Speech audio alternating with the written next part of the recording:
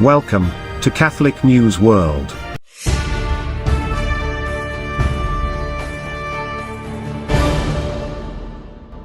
Welcome to Catholic News World. Please subscribe to our channel. My name is Steph. Here are this week's breaking news headlines. Pope Francis arrived at the G7 summit in the southeast part of Italy by helicopter. The Italian Prime Minister, Giorgia Meloni, greeted him upon his arrival. The Pope is the first pontiff to address a G7 summit, thus, it was a historic moment. Pope Francis delivered his speech at the summit and greeted politicians such as the President of the United States, Joe Biden, the President of Argentina, Javier Milei, Canada, Justin Trudeau, the Prime Minister of India, Narendra Modi, the President of Turkey, and others. Following the G7 roundtable, he held private meetings with them. The G7 summit, which concludes on June 15th, focuses mainly on Africa and economic development, but also addresses the war in the Middle East and issues concerning migration. The G7 countries include Italy, currently holding the presidency, as well as the USA, Canada, Japan, the UK, France, and Germany. The outgoing European Commission President, Ursula von der Leyen, was also present. The Holy See is not a member of the G7, but Pope Francis was invited by Italy's Prime Minister, Giorgia Meloni. The Pope's address was part of an outreach session open to non-G7 members. Pope Francis' speech focused on the dangers and value of artificial intelligence. He said, "My reflection on the effects of artificial intelligence on humanity leads us to consider the importance of healthy politics so that we can look to our future with hope and confidence. I have written previously that a global society is suffering from grave structural deficiencies that cannot be resolved by piecemeal solutions or quick fixes. Much needs to change through fundamental reform and major renewal. Only a healthy politics, involving the most diverse sectors and skills, is capable of overseeing this process. An economy that is an integral part of a political, social, cultural, and popular program directed to the common good could pave the way for different possibilities which do not involve stifling human creativity and its ideals of progress, but rather directing that energy along new channels. This is precisely the situation with artificial intelligence. It is up to everyone to make good use of it, but the onus is on politics to create the conditions for such good use to be possible and fruitful. We would condemn humanity to a future without hope if we took away people's ability to make decisions about themselves and their lives, by dooming them to depend on the choices of machines. We need to ensure and safeguard a space for proper human control over the choices made by artificial intelligence programs. Human dignity itself depends on it. Precisely in this regard, allow me to insist, in light of the tragedy that is armed conflict, it is urgent to reconsider the development and use of devices like the so-called lethal autonomous weapons, and ultimately ban their use. This starts from an effective and concrete commitment to introduce ever greater and proper human control. No machine should ever choose to take the life of a human being. An historic church in Canada was destroyed by fire. It is among nearly 100 church attacks in the country since 2021. Arsonists destroyed another church. This time it was St. Anne's Anglican Church in Toronto, Ontario, Canada. The beautiful Anglican church's architecture was based on Byzantine designs and was designed by recognized artists.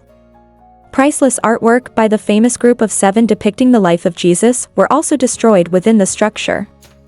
On Sunday, June 9, 2024, at approximately 7:55 a.m., police responded to the call for the church fire on Gladstone Avenue. Police arrived on scene and observed thick black smoke coming from the church and the church fully engulfed in flames. The Catholic Archbishop of Toronto, Francis Leo, wrote, "St. Anne's Church is a place where Christians have gathered for over 100 years to worship and adore Jesus Christ. It was a marvelously constructed place of worship where people could pray to our Lord while surrounded by beautiful and historic artwork, a place of refuge for believers in the heart of a large and busy city. Today is indeed a very sad day, and I wish to convey my sorrow, solidarity, and my support to the Anglican Diocese of Toronto. To Bishop Andrew Aspel, St. Anne's Rector Father Don Byers, and the entire parish community of St. Anne's, please be assured of my prayers at this difficult time. Also greatly impacted by this horrific fire at St. Anne's will be the thousands of people in the surrounding area who have come to rely on the generosity of this parish community in serving meals and caring for the less fortunate, various partners within the arts community, and the numerous other service groups and organizations that St. Anne's is involved with. Please know that everyone impacted by this fire will remain in the prayers of the faithful members of the Catholic community throughout the Archdiocese of Toronto today, the Lord's Day, and in the days and weeks ahead. The Toronto Police Service is seeking the public's assistance with a fire investigation. Pope Francis met with over 100 comedians from around the world, encouraging them to cheer people up and help people see reality with all its contradictions. The Pope said to them, among all the professionals working in television, cinema, theater, print media, with songs, and on social media, you are among the most loved, sought after, and popular. Certainly, it is because you are very good at what you do, but there is also another motivation you have and cultivate the gift of making people laugh. In the midst of so much gloomy news, immersed as we are in many social and even personal emergencies, you have the power to spread peace and smiles. You are among the few who have the ability to speak to all types of people, from different generations and cultural backgrounds. In your own way, you unite people, because laughter is contagious. Your talent is a precious gift. Together with a smile, it spreads peace in our hearts and among others, helping us to overcome difficulties and cope with everyday stress. It helps us find relief in irony and go through life with humor. You also succeed in bringing about another miracle. You manage to make people smile even while dealing with problems and events, large and small. You denounce abuses of power, you give voice to forgotten situations, you highlight abuses, you point out inappropriate behavior. You do this without spreading alarm or terror, anxiety or fear, as other types of communication tend to do. You rouse people to think critically by making them laugh and smile. You do this by telling stories of real life, narrating reality from your unique viewpoint, and in this way, you speak to people about problems, large and small. Help us, with a smile, to see reality with its contradictions, and to dream of a better world. Prayers have been answered, as a priest named Father Gabriel Yuka, kidnapped on June 9, is now free.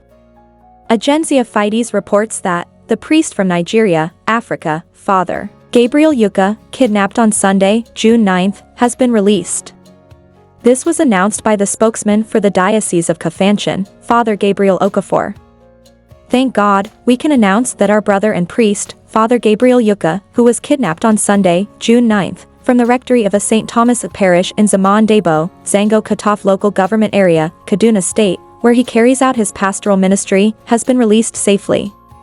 According to Father Okafor, Father Gabriel was happily welcomed back to his parish on Monday, June 10, in the evening around 9 p.m.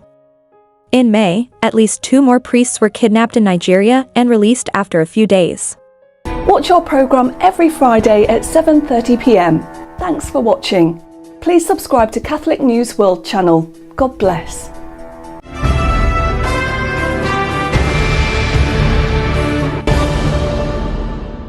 Please subscribe to Catholic News World's YouTube channel. Thanks and God bless.